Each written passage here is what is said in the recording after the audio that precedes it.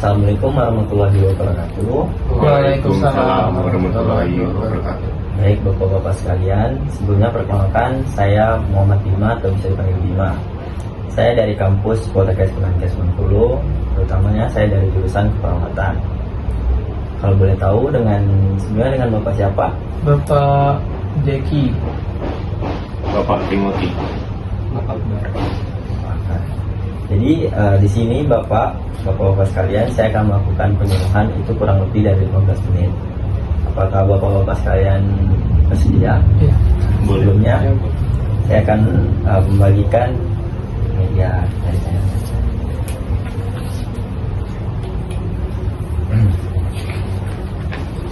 Nah, jadi di sini saya akan melakukan penyuluhan yaitu yang bertemakan manajemen dan terapi CHF. Nah, bapak-bapak sekalian sudah tahu apa itu CHF? Belum tahu Pak ya. Jadi di sini saya akan menjelaskan tentang CHF sedikit Pak ya. Nah, jadi gagal jantung kognitif itu adalah sindrom klinis progresif yang disebabkan oleh ketidakmampuan jantung dalam memompa darah untuk memenuhi kebutuhan metabolisme dalam tubuh. Bapak-bapak sekalian sudah tahu belum untuk manajemen CHF? Belum. Nah, jadi di sini bapak-bapak itu ada yang pertama untuk terapi farmakologis dan terapi non farmakologis. Nah, baik bapak-bapak, di sini saya akan menjelaskan untuk terapi farmakologisnya. Nah, yang pertama itu pengobatan sistem renin angiotensin atau bisa kita singkat RAAS. Nah, itu dengan obat yang pertama captopril, lalu kemudian ramipril, kemudian yang terakhir lisinopril. Lalu kemudian ada juga yang namanya beta blockers atau bisa kita sebut penyekat beta. Untuk obatnya itu ada jenis-jenis tertentu yang terbukti efektif untuk CHF.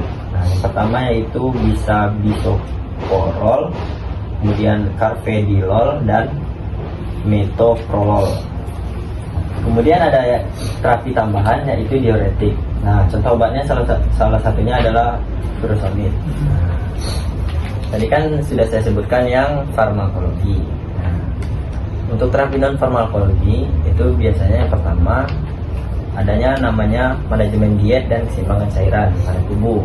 Kemudian yang kedua adalah manajemen diri dan pemantauan mandiri atau bisa kita sebut self care management. Lalu yang poin terakhir yaitu dukungan psikososial. Nah, dari terapi farmakologi dan terapi non farmakologis, ada pertanyaan atau tidak sejauh ini bapak-bapak?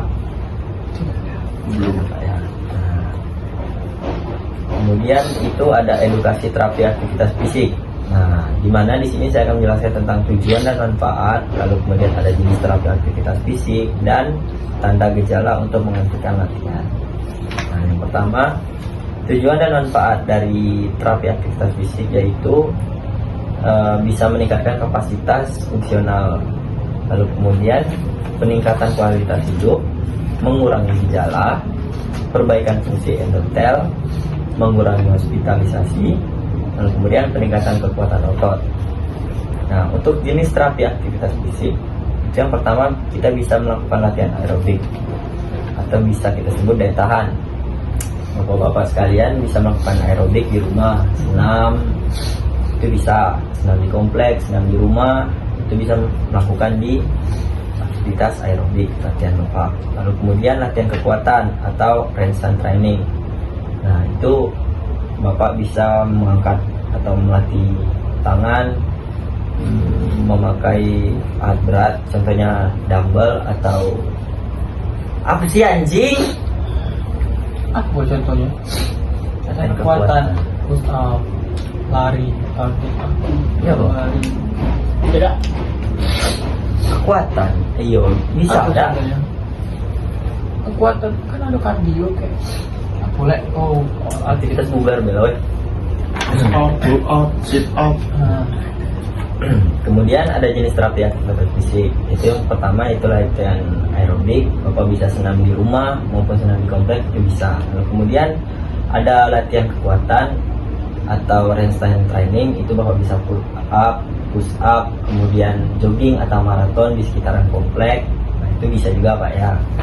Lalu kemudian latihan fleksibilitas dan keseimbangan. Nah, lalu kemudian poin untuk selanjutnya itu tanda dan gejala untuk menghentikan latihan.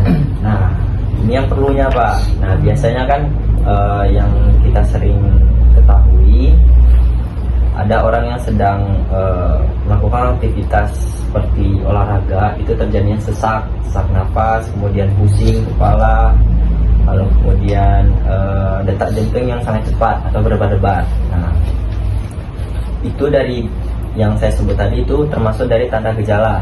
Nah, sebaiknya pada saat bapak-bapak sekalian mengalami nyeri dada, sesak atau tekanan pada di dada, itu sebaiknya berhenti. Kemudian apabila bapak sedang melakukan aktivitas olahraga, tiba-tiba pusing, lalu kepala terasa ringan, nah itu segera berhenti karena dapat menyebabkan pingsan. Lalu kemudian yang sering kita jumpai di kalangan masyarakat itu sesak nafas pada saat beraktivitas olahraga, karena dimana yang kita ketahui kalau untuk di rentan usia bapak-bapak itu biasanya memang aktivitas bugarnya memang tidak sebugar dulu. Jadi untuk pergerakan latihannya mungkin itu perlu dikontrol dan tidak berlebihan. Nah, kemudian jika bapak-bapak sekalian sudah mengalami atau merasa lelah, tadi kan sudah saya sebutkan tanda dan gejala. Nah, bapak-bapak sekalian bisa nggak ulangin dari 1 atau 2 poin yang saya sampaikan tadi untuk tanda dan gejalanya? Ada yang bisa? Nyeri dada, Sesak. Ya. Nah, itu perlu bapak perhatikan Pak ya, pada saat aktivitas itu merupakan tanda dan gejala untuk CHF. Nah, kemudian itu kita akan membahas prinsip dan waktu pelaksanaan atau kita sebut prinsip fit. Nah, yang pertama itu ada frekuensi. Nah, kan saya tadi kan sudah menjelaskan tuh bapak bisa latihan aerobik. Nah, itu bagusnya 3-5 kali per minggu. Nah, kemudian ada latihan kekuatan. Bapak bisa melakukan 2-3 kali per minggu. Tidak, maksud saya tidak dalam seminggu itu harus berturut-turut begitu, tidak. 2 atau 3 kali per minggunya. Kemudian intensitas itu dimulai dari intensitas rendah hingga sedang. Nah, lalu kemudian ada tahap tes, yaitu dimana kita harus masih bisa berbicara dalam kalimat pendek saat berolahraga. Nah, kebanyakan kan ada orang yang sedang berolahraga, memang fokus. Nah, itu biasanya intensitasnya itu rendah. Nah, baiknya kita untuk tahap tes itu pasien kita harus masih bisa berbicara dengan kawan yang mendampingi kita pada saat berolahraga. Kemudian untuk waktu, nah kalau untuk pemanasan itu bebas 5-10 menit itu udah termasuk normal. Normalnya orang pemanasan 5-10 menit. Kemudian untuk latihan inti itu 10-15 menit per sesi. Nah, lalu kemudian untuk pendinginan. Nah, sekarang saya tanya untuk bapak-bapak, biasanya kalau setelah olahraga itu sering melakukan pendinginan atau tidak? paling sekedar pegangan. Nah, Jarang. Iya. jarang. Nah, kalau untuk pendinginan itu wajib, karena dimana kita kan sudah berolahraga tuh otomatis otot itu otomatis mengencang, jadi perlunya ada yang namanya pendinginan atau cool down. Itu kurang lebih 5-10 menit kita bisa peregangan, kemudian jalan pelan. Nah, sekarang saya mau tanya kepada bapak-bapak sekalian, apa saja sih makanan pantangan bagi penyakit jantung yang bapak-bapak tahu? Gorengan. Makanan kolesterol, santan. Nah, jadi yang jawaban bapak tadi, bapak-bapak sekalian itu udah benar. Saya mau meluruskan sedikit. Itu yang pertama untuk pantangan kita untuk penyakit jantung itu kue-kue yang terlalu manis dan gurih, misalkan dodol, kue, kemudian tarcis atau bulu atau dan lain-lain. Kemudian daging yang berfokus pada yang banyak lemak, seperti kita makan bakso, biasanya kan ada tetelan tuh, kan lemaknya, nah, itu kurangin. Kemudian mengonsumsi goreng-gorengan, pada kalangan terutama bapak-bapak kan memang sering makan gorengan, itu dikurangi. Kemudian santan, kemudian sayuran yang menimbulkan gas, itu seperti kol, kemudian sawi dan lobak. Nah, itu lebih dikontrol untuk makan sayur-sayuran yang menimbulkan gas. Lalu yang terakhir, nah ini untuk kalangan bapak-bapak, untuk minum kopi itu lebih dikontrol karena dapat menyebabkan penyakit jantung. Karena dimana yang kita ketahui kopi itu mengandung kafein, dapat mempercepat detak jantung yang dari seawalnya normal menjadi cepat karena adanya kafein tadi.